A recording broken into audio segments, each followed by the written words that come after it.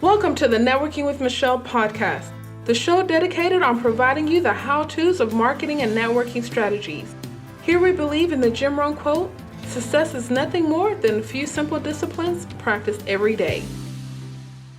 Hey everyone, welcome to this episode of Networking with Michelle. I'm your host, Michelle Gomez. Do want to tell you that this interview is brought to you by Line 25 Consulting. If you are looking to develop your personal brand by leveraging your relationships and expertise, visit line25consulting.com. Hey, this interview is with Erica Duran. She's a business coach, freedom-based luxury lifestyle designer, where she travels all over the world and she manages her business, right? She is not stationary with her business. And in this episode, we discuss, productivity tips, travel hacks. How do I position myself to have my business up and running that allows me to have the freedom to go anywhere, anytime, and I can work at a small desk at Starbucks or in a luxury hotel. We discuss all of that. What I really like about this episode is we talk about money, right? How do you take your business from $1,000 a month to $5,000 a month with the ability to travel? And she goes into details about various pricing strategies, as well as how can you attract those high-paying clients, right? So last week we talked about money. Now we're talking about how do we take it up a notch in order for us to get more revenue in. I know you're going to love this episode with Erica Duran, so tune in. Hey everyone, welcome to a new episode of Networking with Michelle. Today's special guest is Erica Duran. She is a business coach and freedom-based luxury lifestyle designer. She helps entrepreneurs build a business that they can work from anywhere in the world and earn consistent income from $5,000 to $20,000 a month. I'm sure we have a lot to learn today. Erica, welcome to the show. Hey, it's great to be here. Thank you for having me. Absolutely. So this is a very impressive niche that you have created. How did you get started? You want the long version or the short version? It's a really long version. Of course, I'll try to keep it as short as possible, but give you enough detail. I started in corporate America. I was in the hotel business and the theme park business, and worked in corporate for quite a while. And started a professional organizing business after I walked out of my job at lunch and didn't go back. So I started with professional organizing. A few years later, realized that I actually wasn't a very good organizer because I was a minimalist and I just wanted people to get rid of everything. I didn't really want to organize anything. So, and I also kept creating businesses and jobs for myself where I was kind of stuck in one area or not really opening the whole internet marketing to be able to market to the whole world. So I wanted to be able to work from anywhere. So I kind of took my organizing skills, but made them more so towards productivity and time management, and started helping entrepreneurs with their time management, their productivity, and getting more done so they could make more money. But then that kind of over the last 3 years has just took a turn to being full-on business coaching, just purely based on what people were coming to me for. They were all coming to me for marketing, for how to create a business out of their passions, for social media, for websites, for all that kind of stuff that wasn't necessarily productivity. So I hope that's a short enough answer to the long. Yeah, actually, I like this because it's the beginning of the year, top of 2017. So we're all full of energy, zest, goal-oriented, and we're doing things better. But how do we remain consistent when it comes to efficiency, productivity, time management? What are some of the things that you've been able to learn? Yeah, a lot of productivity and all that is really a mindset issue, just like everything else. It's really discerning what's important to you and what should be done, keeping ourselves out of busy work, and not being afraid to try new tools and new systems for certain projects. So for example, I use Asana to keep track of all my projects and tasks and my team and everything. But sometimes I just get a little stuck myself and I have to whip out a piece of cardboard and sticky notes and make a dirty scrum board, out of it. So that's one thing is shaking things up and bringing on new tools for whatever you're trying to do, is one way. But really, it does go back to mindset and showing up for yourself. So if you've decided that these things are important and they can't be deleted and they can't be delegated and you truly want to do them, then they deserve a spot in your calendar, just like a interview or a client call. They deserve a spot in your calendar, and then you actually showing up for them. It builds a tremendous amount of self-confidence and what's the word? Just respect for yourself when you show up for yourself, when you have your projects and all in your calendar. Yeah, one thing I've been working on, I'm trying to put every single thing in my calendar because I've noticed that even if it's just my personal reading time, downtime, or going to see my mom, like I'm just so tired of overbooking myself. Mm-hmm. And Yeah. then, I feel bad for myself and then other parties if they're involved. And it's like, oh my God, now it's like that small bit of confrontation, right? It's not a big deal. It's just the fact that you have to, but I'm so sorry. This and this and this. I forgot this came up. And I've seen that really helps. And it looks overwhelming, but it really does help me if I schedule everything in my Google Calendar. Yeah, and I think I mean the calendar is reality. Your to-do list is it can be never ending and there's no parameters on it, but a calendar is really taking a look at reality and saying, I have this many hours, how many, what can I possibly get done rather than just overwhelming yourself with a never ending to do list. So it is, facing reality. And then we always underestimate, um, how long things take a lot of times. So by keeping in the calendar, you can look and say, wow, it didn't take me an hour to write that blog post because I had to create the artwork and put the tweets in and do this and do this. And it actually took 3 hours to do an entire blog post. Writing it took an hour, but all the other stuff that goes along with it, took the time. And that it really gets you into reality of what can be done and what can't be done. And so you're a little more discerning about what you put on that list.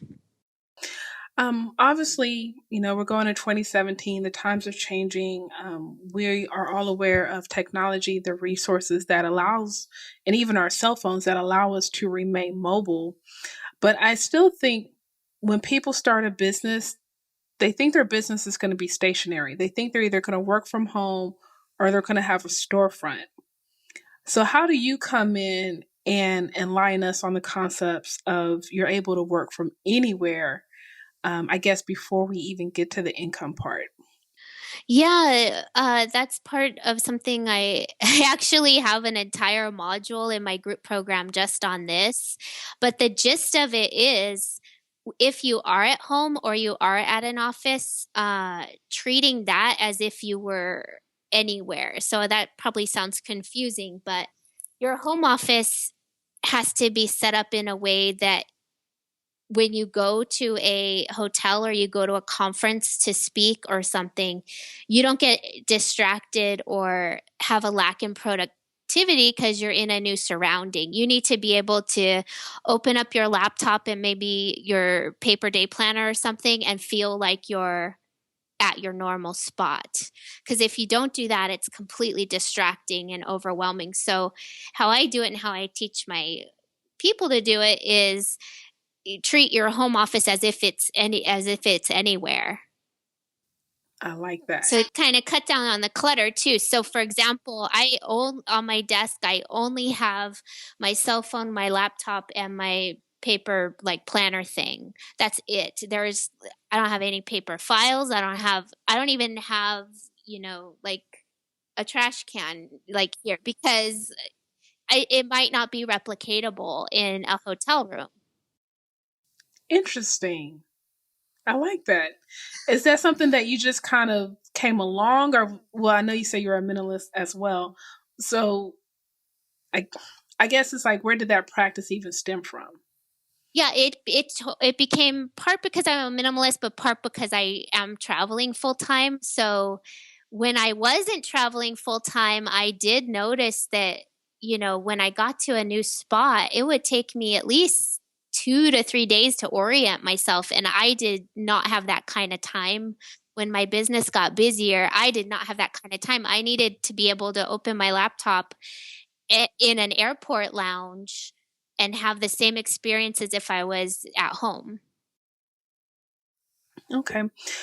Now that we have arranged our desk, which I got to do after this interview, now that we've arranged our desk, our office setting, I guess the second objective is, well, I just got my business. I'm 12 months in. I have a consistent $500 to $1,000 a month. How do I increase my income that will allow me to travel and continue to work anywhere? You're asking how to increase the income? You shared with us, well, you have a great blog, by the way. Well, thank you. You said the 5 myths of attracting high paying clients. Oh, uh-huh. Yeah, we think high paying clients are magical unicorns, and they're not. And everyone's like, where do you find the high paying clients? Like, where are they hiding? And they're not really hiding anywhere. I mean, they're all around. It's just how you package your services or your product. And I deal with more service-based entrepreneurs. So I deal with wedding planners, website designers, professional organizers, accountants, like all those kinds of service-based entrepreneurs. So it's really packaging up their expertise and targeting certain markets for that. So you have customers self-selecting themselves to work with you because you've positioned and marketed yourself in a certain way, that you really are solving the problems for the clients, and getting those referrals and that consistent income. Mostly consistent income comes from consistent marketing, but I also think that that's the generic answer everyone says, and there's other ways to get consistent income, especially if you're a service-based entrepreneur, such as having payment plans, having retainers, having packages instead of working hour by hour, creating information products, things like that, to keep your income a little bit more consistent than just the one-off hour sessions. And what kind of travel hacks have you benefited from? Is it points? How do you travel? I travel mostly by the sponsors of my podcast. So I have a podcast too, and it's about entrepreneurship, but we feature different resorts a lot of times. So my launch was at Hilton Waikoloa Village in Hawaii, and we're going back there in January to do a bunch of podcasts. And we also do a video, I guess you would call it a podcast or a YouTube channel as well, from the resort. So mostly it's been through trading promotion for room and board, basically. And then sometimes it's a lifestyle choice to just pay for it and not have to do all that work. As you probably know, podcasts are a lot of work. Yes, it is. Completely overwhelmed. And for those that are listening, we're actually both in the Podcasters Paradise group led by John Lee Dumas. And great information if you're looking to launch a podcast, but totally underestimated the time and the work behind it when I started. Yeah, I actually, because of this is for productivity too, for my sanity and my team's sake, I actually have this template in Asana that has all the steps to creating one podcast episode. And I think there's like 20 steps. So if you're thinking you just hit record, and it can be that easy if you have a good team, but it's usually not that easy. I guess other travel hacks, just to go back to your other question, is, the beauty of being an entrepreneur and not having to go when the general public goes places. So summertime, Easter week, Christmas week, like all the times places are packed. Like I try to avoid those places when they're completely packed by people with 9 to 5 jobs. I'm trying to think of it. Hotel Tonight is an amazing app if you can get out there last minute. I was actually just looking for my birthday on this. My birthday's a random Sunday, and because it's Sunday in Las Vegas, it's totally inexpensive. So like $500 rooms are now $50. Oh, wow. Just because I can be last minute, I have the luxury of just taking off. Yeah. And that all goes back to your other question of how to make your workspace portable so you can just have the same work experience if you're at a coffee shop or at a hotel or at home or at your mom's house or something if it's for the holidays. Yeah, I think for me, because I still do a lot. I still write a lot by hand. So it's like, okay, Michelle, you're going to have to minimize the paper. Minimize the paper, put something in Google Docs, Dropbox. That way I do have that freedom to travel with a peace of mind, not feeling like I'm forgetting something. Yeah, I took a long time to delete or trash or scan a lot of documents, and I never reference them. So if you're thinking about scanning everything, it's kind of good for peace of mind because you could take it everywhere and access it from Dropbox. But it's also, I find I hardly ever reference any of that stuff. So take scanning with a grain of salt. I also take pictures with my cell phone if I do, write something by hand, just to get it into a system. So I'll either load it to Asana or email it to myself because if it's just a random piece of paper, really in a system, and it has to be in a system. So if I go process my Asana tasks or if I process my email inbox, I'm going to see it. If it's random paper, I won't see it. Definitely.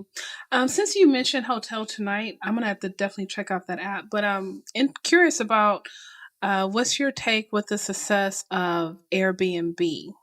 Do you go back and forth between hotels and Airbnb?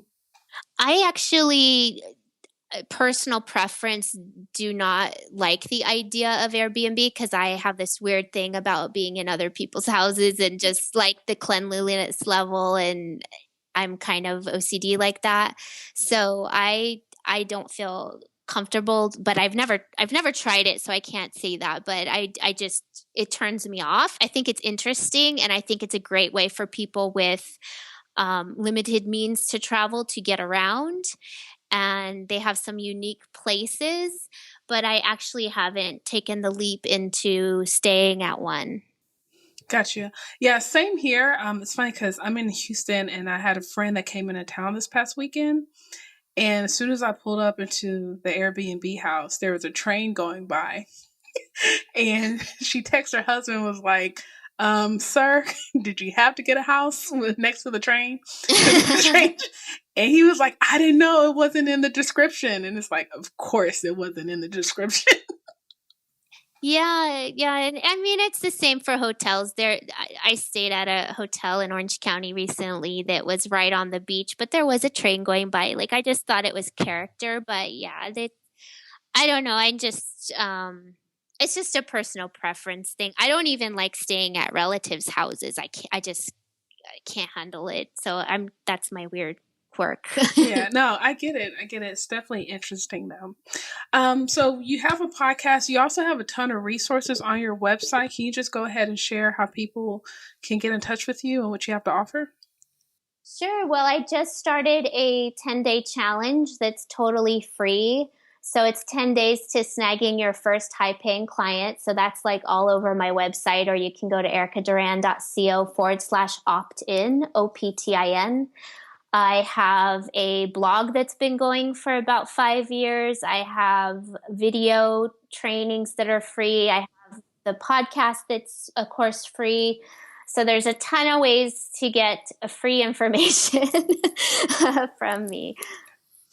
And what about your Facebook group? Is that for clients only or for anyone?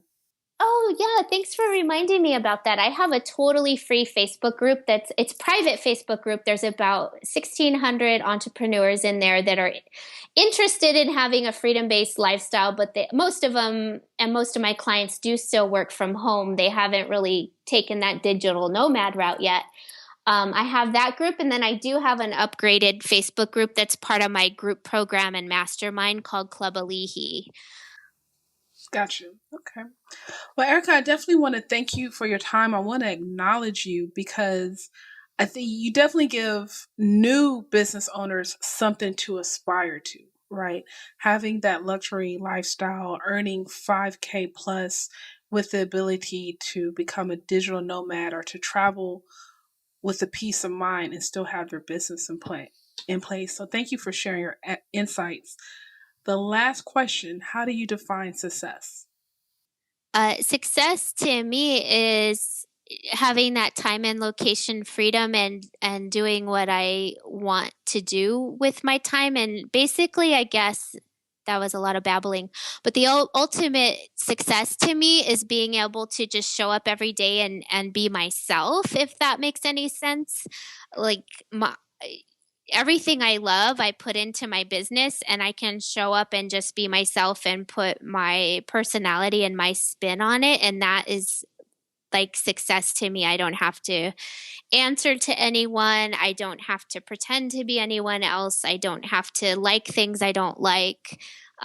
That's my success to me. Absolutely. Absolutely. Everyone, I hope you enjoyed this interview with Erica Duran. Please go to her website, Erica Duran, DURAN.co. She has a ton of resources to help you get your business in order. Remember, I believe in you, and a personal connection leads to an influential network. Thanks for networking with Michelle.